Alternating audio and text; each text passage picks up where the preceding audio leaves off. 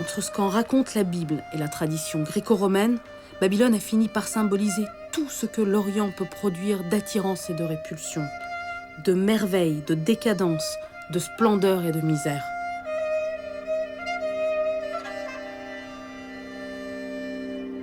On va voir, surtout à partir de la fin du XVIIIe siècle et surtout à partir du XIXe siècle, un goût des écrivains, des artistes pour un Orient toujours plus lointain et un Orient beaucoup plus inconnu que même encore que l'Égypte, etc. Et cet Orient va être associé au luxe, évidemment toujours avec cette idée derrière du luxe, de la débauche, une sorte de vie à la fois somptueuse et qui ne répond pas à nos critères moraux.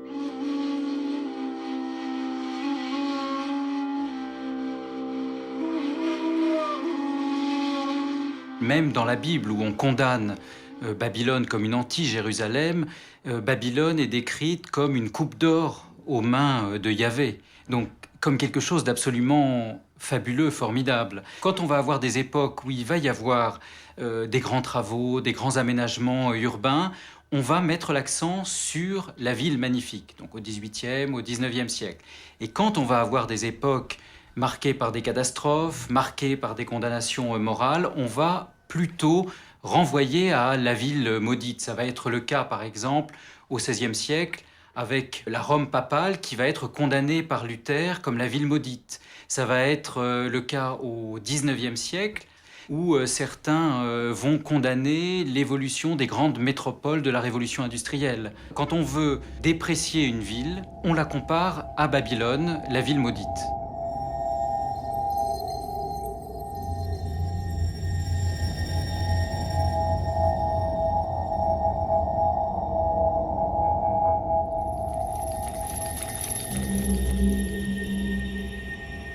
Comme Babylone a deux aspects, un aspect positif et un aspect négatif, de la même manière, la tour de Babel, à certaines époques, a été vue comme le symbole de la superbia, de l'orgueil humain, de la révolte contre Dieu, et à d'autres époques, particulièrement au XVIIIe siècle, voire au XIXe siècle, la tour de Babel a été vue au contraire comme une extraordinaire construction, voire comme le moment où les hommes ont été tous unis.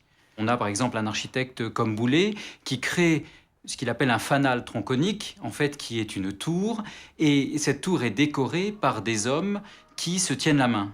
Donc on a un renversement du mythe, l'accent n'est plus mis sur la condamnation divine, mais l'accent est mis au contraire sur la solidarité, l'aspiration à l'unité de l'humanité.